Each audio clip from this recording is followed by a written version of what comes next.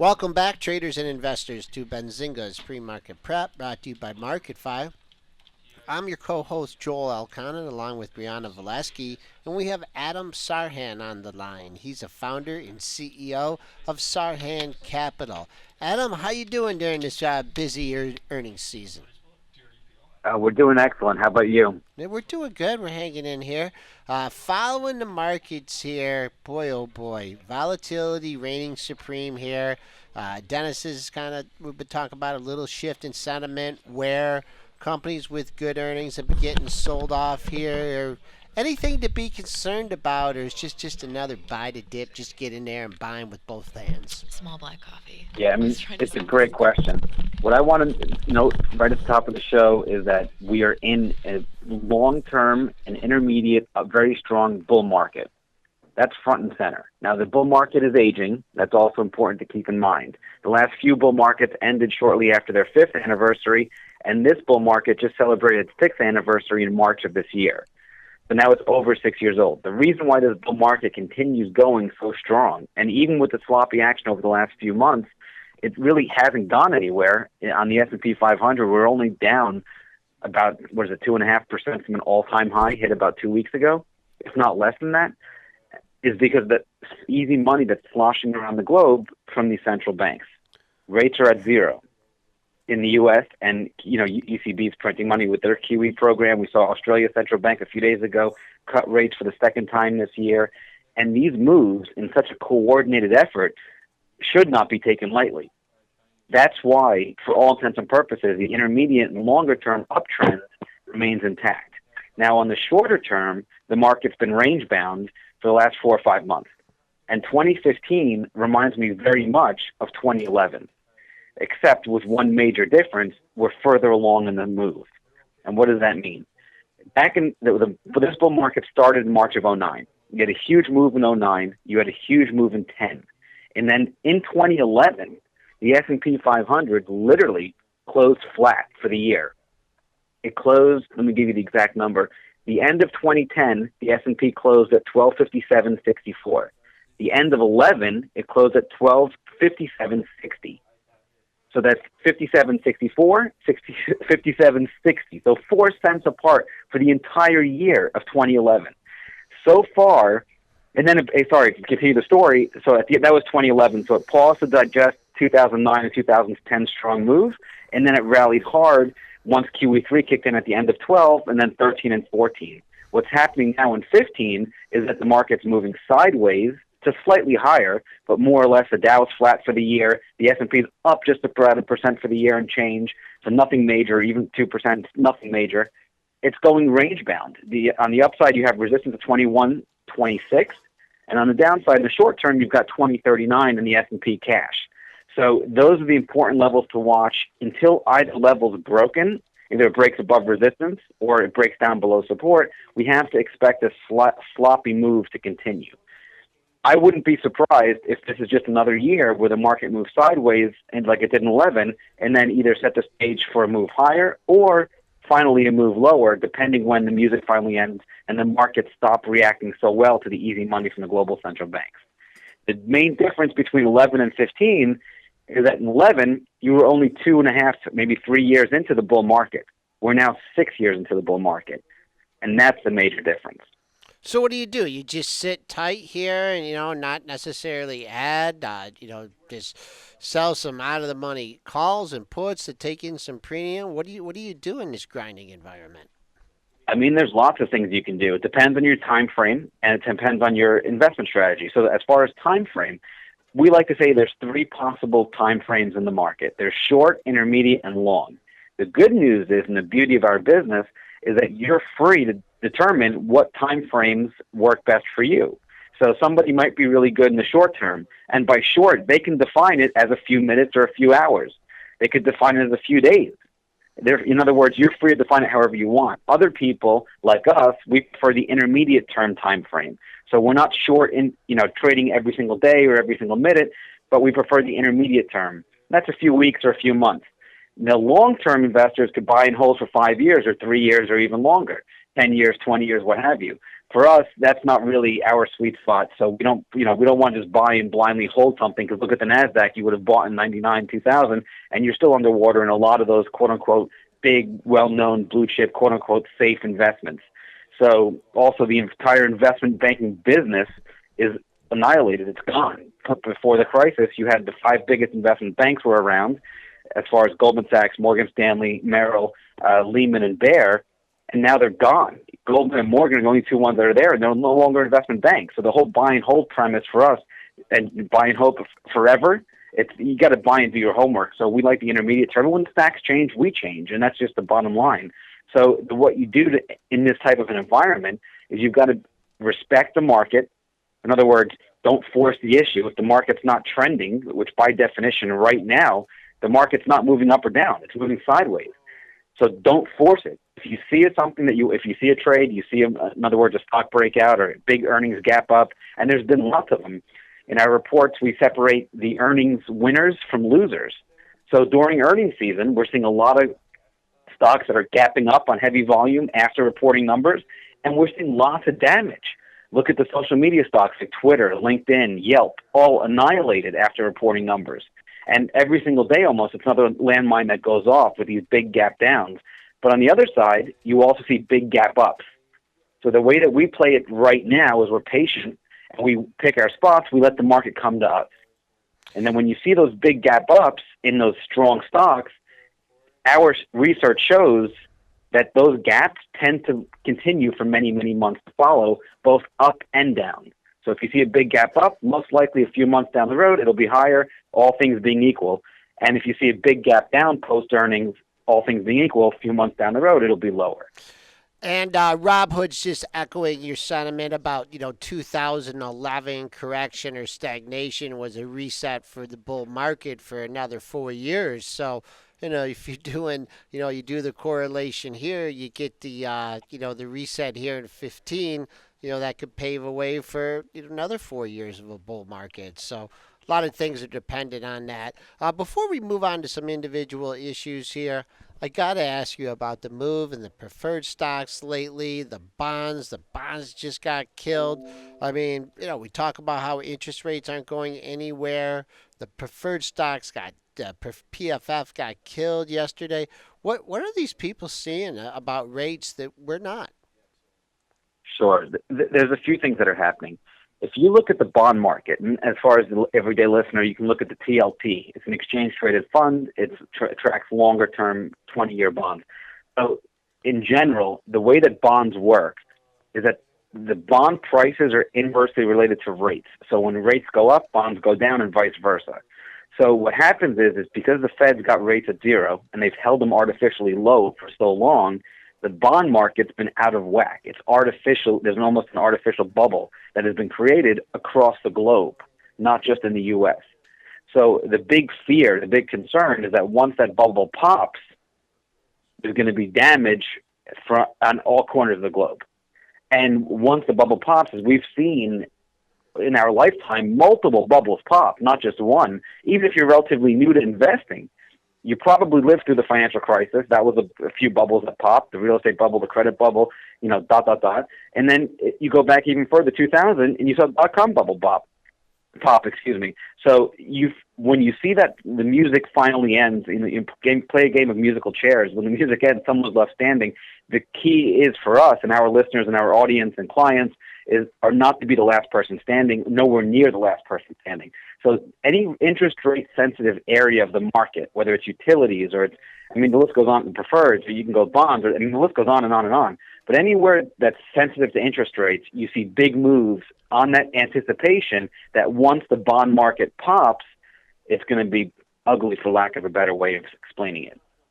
Let's move on to some movers this morning. And hated and left for dead. Alibaba comes in a little bit better than expected, trading up 9.39. Classic washout of all the people that were long at the $80 level. Went to 77.77, popped back up to one day. You probably got the boats loaded with shorts. What's your take on this one? Back up, knocking on the $90 level. Big volume here in the pre-market. 8 million huge, shares. Huge. Huge volume, Joel. Huge. Yeah, this is the stock that's just clearly in demand. You had a huge, I mean, this was the biggest IPO, right? So you had a huge, a lot of hype, a lot of anticipation. The stock came public. It had initially dipped a little bit after going public. It bottomed initially in October. So a month after going public, the stock bottomed right around the $82 area, and then it just shot up to 120. And then at the middle of November, on November 13th, it had a negative reversal from an all-time high, and then it went from 120 down to yesterday's low of 77.77. And now, if you notice, it had a big gap down back in January, and that was one of those situations where I talk about where you had the big gap down, and it continues going lower for months. This is another case in point. And then yesterday, literally, it broke down below support. It had a technical breakdown. We don't like to get into stocks before earnings for this exact reason, on the upside or the downside, because it's almost a coin toss. Anything could happen. I mean, even Tesla, which I'm sure if we have time we'll get to, was up 3 or 4% in the after hours yesterday, and then it was down in the pre-market today. So with Baba's situation, you've got a huge market in China. You've got the China's government, they're calling it the Beijing put, are going out there and aggressively doing their best to stimulate both their economy and their stock market. The Chinese stock market soared over the last 10 months or so, and there's many cases of lots of stocks just going bonkers over there to the upside. So clearly they're in booming times right now for China and both their economy is getting better. It's not strong, but it's getting better. And then their markets are doing very well. And Bob was a great way to play that, and you see that today in their numbers. A lot of the shorts got sucked in, and they're forced to cover, because when you have such a big move like this and such a high, there's such a high amount of anticipation or hope or attention paid to this stock that it has no choice for momentum to kick in, and that's exactly what we're seeing this morning. All right, I want to rapid fire through a couple of these, so just get your comments here. You mentioned Tesla here. This stock, I just don't understand the chart. Now we're backed out on the lows for this session. Are you a Tesla fan? I'm a Tesla fan in the near term, as long as the stock stays above the $200 area. If it doesn't, then for me, it has a lot more work to do. In the pre-market, it's down about $12 or about 5% to 218.47. It tried bottoming here about a month ago, a month and a half at the end of March. It had a nice move up from the low of 181 all the way up until yesterday's high right near 240, and then it's pulled back. Now it's at 220, more or less 218, and it had more work to do. They weren't happy with the amount of money that Elon Musk spent. But from my point of view, longer term, if this guy's able to get his vision in place, and so far he is, it's moving slowly, but he is able to actually exercise and deliver, he's onto something really big. And he's got his hands in many industries, the space, solar, and with the electric cars. The guy's a visionary. So if he's able to finally, get that critical mass or get to the tipping point or over the hump, the sky's the limit for this guy. Lumber Liquidators. This is a good example of weakness begets weakness. So here you're in a situation where Lumber Liquidators, they had a big thing about their laminate and the way that all of their inputs, let's just say it that way, they had a big scandal. The stock got hammered. Again, weakness begets weakness. Here's a great example. If you don't respect the tape, you really get in trouble. Back in July of last year, the stock had a big gap down, and then it gapped down again in October, and then it had a huge gap down in March of this year. And again, if you would have went back to last July, the reason why we separate the winners and the losers in earnings is because of this exact fact. Once you see that big gap down, that's damage. It's broken. It's a broken stock. It was a big leader years ago, but right now it's in no man's land. Whole Foods, tempted by bottom pick in this one. Big sell-off, disappointing the street here. Now getting trashed in pre-market trading. Any interest in Whole Foods? No, it's going to be a 13% gap down today, bearing some unforeseen change before the open. But here's another situation where you tried bottoming back at, I guess, Q4 14, late last year. You had a big gap up in November, and the stock rallied from, the gap was right around 43 all the way up to 57. But it topped out. It wasn't able to continue the momentum to the upside. And really, investors want to see the stock offer consumers another reason to go there. They have competition. They don't have anything really proprietary. You saw the fresh market, TFM, come into the market and take a big percentage of their business. And they have other, even normal local grocery stores are offering organic or upscale versions that compete directly with Whole Foods. And it's a very difficult environment for Whole Foods to be in. If they're not able to deliver good results in this environment, when will they be able to deliver good results? And that's why investors aren't buying the stock. Green Mountain Coffee stock once was a $140 stock. I think it got the big run up on investments by Coca-Cola. Got way over to actually got over 150. Now back Yeah. under $100 here. It's just dead money. At this point in time, it's dead money. It's gapping down about 11% in the pre-market. It has been, like you said, back in November, the stock was at 158, and it closed yesterday at 108, and the pre-market's at 96.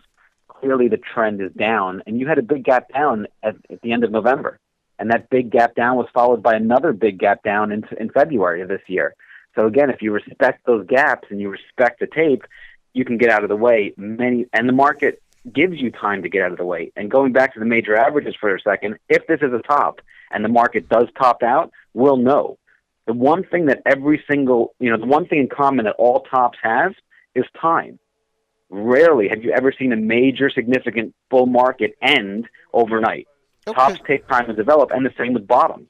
Bottoms take time to develop also. And you see it time and time again with these stocks. So as we go through these stocks, go back. I urge all of your listeners, take a look at the daily chart, take a look at the weekly chart, and just look. And then look at it break moving averages. Look at it top out, form a rounding top or a flat base. It builds time for those tops to develop. And then look at the technical damage on the downside. It gives you 9 out of 10 times, it gives you a chance to get out. Adam, The market's speaking, are you listening? Yeah, sorry, Adam, I'm going to jump in real quick because we only have a minute or so left with Sure. you, but a couple of people are jumping in the chat and they would love to get your thoughts on some of these names. Chesapeake, CHK, that's the first one I'm seeing right here. What are your thoughts on that? Chesapeake, okay, let's see. We have in the pre-market, it's about flat, right? I would say oil is doing its best to form a double bottom. Mm-hmm. And it rallied, it broke out. Oil had a big move. As we're speaking now, it's above $60 a barrel for the first time this year. It hit that earlier this week. If Chesapeake, it's a damaged stock. It needs a lot of work before it can get its mojo back and get going. But if Chesapeake, I would look for the high of this little handle here of 16, right around $17. If it could break out above 17, then it has a chance to go higher. Until then, it's not moving higher. Okay, what about AK Steel? That's ticker AKS. Short and long-term outlook for that? Sure. AK Steel, same thing, did a huge move back in 14, and then the stock got crushed. Now, over the last few months, it's trying its best to bottom. I would look for a breakout above this little trading range of 550 on the upside. But until it's able to do that, it still has it's in the bottoming process. So expect a sideways sloppy action to continue until it can get going above 550 and then above, I would say, 6 to 650 area.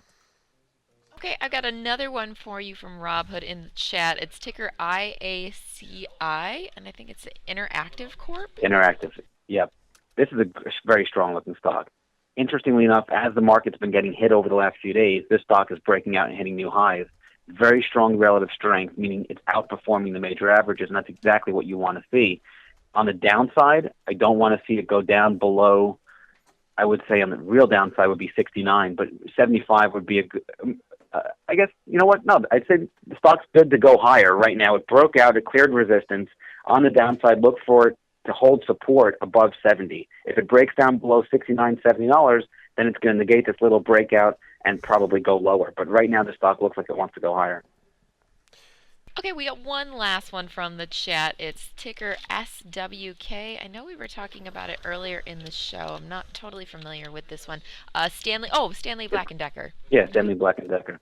So this company's, you have a lot of problem with these housing stocks and the housing-related stocks. So if you look at Whirlpool, you look at Stanley Black & Decker, you can look at Home Depot, a lot of them have come into trouble. For whatever reason, SWK continues to buck the trend to the upside. It's extended in the short term. It looks like it wants to go higher. It cleared all areas of resistance. Another good example of how a stock should act, especially when the market goes down. This stock is going straight up.